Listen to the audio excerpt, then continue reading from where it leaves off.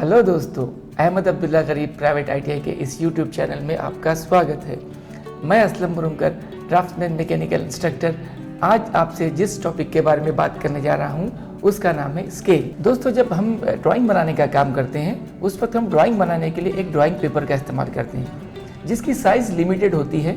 हम एक limited size की चीज़ ही उसके ऊपर बना सकते हैं। एग्जाम्पल, अगर हम हमारे इरेज़र या हमारे पेंसिल की ड्राइंग अगर बनाते हैं तो हम उसके रियल साइज़ में उसको अपने ड्राइंग पेपर पर बना सकते हैं। लेकिन अगर हमें किसी बिल्डिंग की ड्राइंग हमारे ड्राइंग पेपर पे बनानी है तो ये पॉसिबल नहीं है कि हम उसको उसके रियल साइज़ में हम अपने ड्राइंग पेपर पर बना सकें। दोस्तों, इसी तरह जब हम रिस्ट वॉच के और उसके पार्ट्स के ड्राइंग बनाते हैं, आप अंदाज़ा लगा सकते हैं कि इतनी छोटे छोटे पार्ट्स को हम उसके रियल साइज़ में ड्राइंग पेपर पर नहीं बना सकते।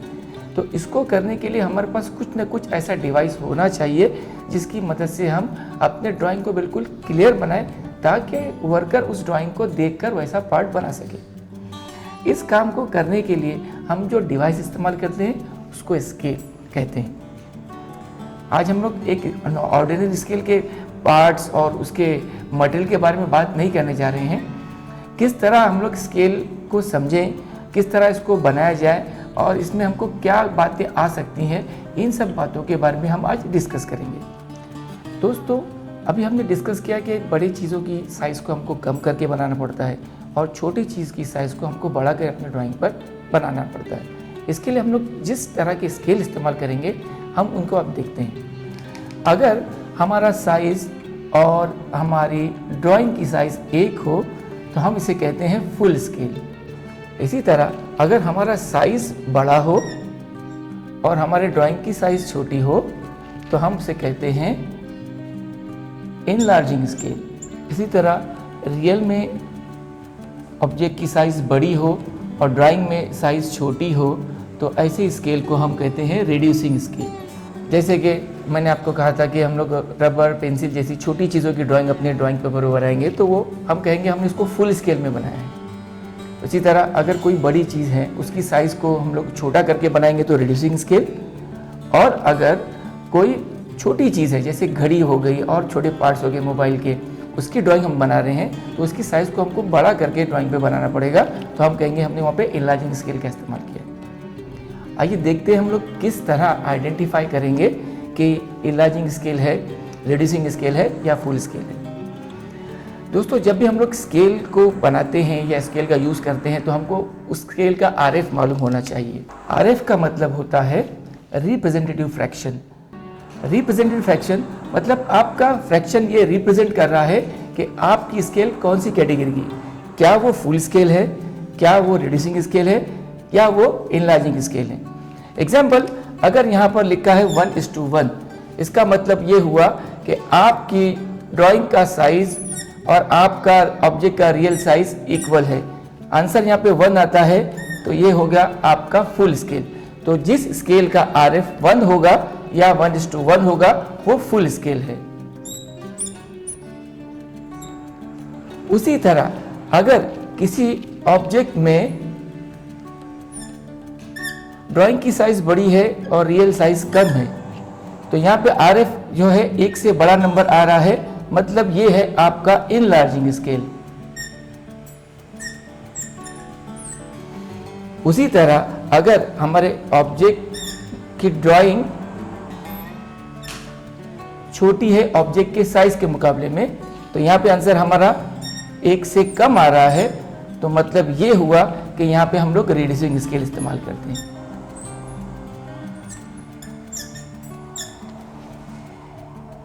ओके दोस्तों, नंबर के ज़रिए अब तक जो RF का डेफिनेशन मैंने दिया है उसको अगर हम और समझना चाहे तो उसको इस तरह समझ सकते हैं कि RF is equal to length in drawing upon actual length. मतलब अगर एक लाइन की लंबाई ड्राइंग में 100 है और एक्चुअल में वो लाइन 100 mm की ही है तो हम कहेंगे कि यहाँ पर हमने फुल स्केल इस्तेमाल किया है। और इसी तरह अगर वो लाइन की लंबाई 200 थी और हमने ड्राइंग में उसको 100 शो किया है, मतलब हम यहाँ पे रिड्यूसिंग स्केल इस्तेमाल कर रहे हैं। और इसी तरह अगर लाइन की लंबाई 100 थी, ड्राइंग में हमने उसको 400 या 500 बना दिया, मतलब हम यहाँ पर इनलार्जिंग स्केल का इस्तेमाल करते हैं। तो याद रहे दोस्तों, एक अगर है हमारा ड्राइंग का RF मतलब कि वहाँ पे हम फुल स्केल इस्तेमाल कर रहे हैं। अगर वहाँ पर ड्राइंग का RF 1 से कम है तो रिड्यूसिंग स्केल इस्तेमाल हो रही है। इसी तरह अगर RF हमारा आंसर 1 से बड़ा आ रहा है तो वहाँ पे हम लोग इनलार्जिंग स्केल इस्तेमाल कर रहे हैं। दोस्तों, आमतौर पर किसी भी इंजीनियरिंग स्टूडेंट के पास एक ऑर्डिनरी स्केल होती है जिसकी मदद से अपने साइज़ों को नापता है और ड्राइंग बनाता है। और अगर कभी ज़रूरत पड़ी तो किसी ड्राइंग की साइज़ को हमको हाफ या डबल करना पड़ता है, जो हम लोग अपने जनरल नॉलेज से कर लेते हैं। लेकिन अगर कोई सिविल ड्राफ्ट्समैन है या कोई सिविल इंजीनियर है, उसके लिए पॉसिबल नहीं है कि वो अपने जनरल नॉलेज से ड्राइंग को कंप्लीट करे, तो उसके लिए रेडीमेड स्केल जो है मार्केट में अवेलेबल है, जिसका इस्तेमाल करके वो अपने साइज़ों को बड़ा या छोटा कर सकता है। लेकिन अगर जो हमारा स्केल का रिक्वायरमेंट है उस रेडीमेड स्केल में नहीं है, तो हमको एक स्केल को जो हमारी रिक्वायरमेंट की है उसको ड्राइंग में बनाना पड़ता है और उसके रेफरेंस से हम लोग अपनी साइज़ों को चेक करके अपनी ड्राइंग को बनाते हैं या अपने ड्राइंग को नाप सकते हैं। दोस्तों, अब तक आपको बात समझ में आ गई होगी कि हमको स्केल ड्राइंग पे क्यों बनाना पड़ता है। एक स्केल को ड्राइंग पे बनाने के लिए हमको जिन चीज़ों की ज़रूरत है, आइए अब हम उसको देखते हैं। सबसे पहला होता है स्केल का RF, कि उस स्केल को कितना बड़ा बनाना है, कितना छोटा करके बनाना है या उसको रियल साइज़ में रखना है। उसके बाद हमको ये देखना है कि स्केल की रिक्वायरमेंट क्या है, कितनी लंबी स्केल हमको चाहिए। मतलब कि अगर मुझे 47 मीटर नाप के दिखाना पड़ता है, अगर मेरी रिक्वायरमेंट 47 मीटर है तो मुझे स्केल 50 मीटर तक की बनानी पड़ेगी। उसके बाद मुझे यूनिट मालूम होना चाहिए कि मैं जो स्केल बनाने जा रहा हूँ वो किस यूनिट में है, इंच या फीट में है, माइल्स में है या किलोमीटर में है, मीटर में है या सेंटीमीटर में। तो मुझे यूनिट मालूम होना चाहिए कि मुझे स्केल कौन सी यूनिट में बनानी है, ताकि मैं आसानी से अपने मेजरमेंट को उससे ले सकूं। दोस्तों, एक स्केल की रिक्वायरमेंट क्या है हम यहाँ पर ऑलरेडी डिस्कस कर चुके हैं। अब जब हम स्केल का कंस्ट्रक्शन करने जाएंगे तो कितने यूनिट की रिक्वायरमेंट हमारी है, और अगर हमें कोई क्वेश्चन दिया गया है एग्जाम में और उसको बनाना है तो हमारा जो रिक्वायरमेंट होगा वो हमें मालूम होना चाहिए कि स्केल के कौन कौन से टाइप है। सबसे पहला टाइप है स्केल का प्लेन स्केल। प्लेन स्केल एक सिंपल सी स्केल है। इसके इस्तेमाल से हम लोग एक टाइम में 2 अलग अलग यूनिट को नाप सकते हैं। जैसे अगर मीटर है तो मैं इसके साथ में डेसीमीटर नाप सकता हूँ। डेसीमीटर अगर बड़ी यूनिट है तो उसके साथ में सेंटीमीटर नाप सकता हूँ, और अगर सेंटीमीटर बड़ी यूनिट है तो उसके साथ में मिलीमीटर नाप सकता हूँ। मैं सिर्फ 2 यूनिट को एट ए टाइम एक स्केल में नाप सकता हूँ। अगर मेरा रिक्वायरमेंट ऐसा है कि मैं एक ही टाइम में 3 यूनिट को नाप सकूं, तो मुझे वहाँ पर डायगोनल स्केल का इस्तेमाल करना पड़ेगा। इसमें डायगोनल डिवीजन के जरिए हम लोग तीसरा यूनिट भी उससे डेराइव कर सकते हैं। उसी तरह वर्नियर कैलिपर वाली एक्यूरेसी के साथ ये वर्नियर स्केल है एक टाइप। उसके बाद अगर 2 अलग अलग यूनिट को एक साथ स्केल पे नापना है, जैसे कि एक फीट है और एक मीटर है, एक साथ आपको अपने स्केल पे नापना है, तो वहाँ पर आपको कंप्यूटर स्केल का इस्तेमाल करना है।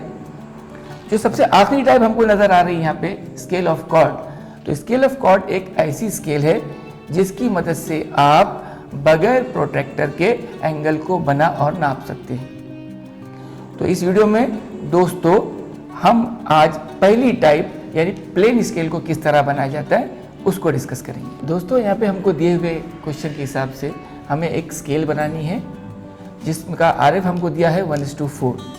1:4 मतलब पाव, जो हमको सेंटीमीटर और डेसीमीटर दिखाए।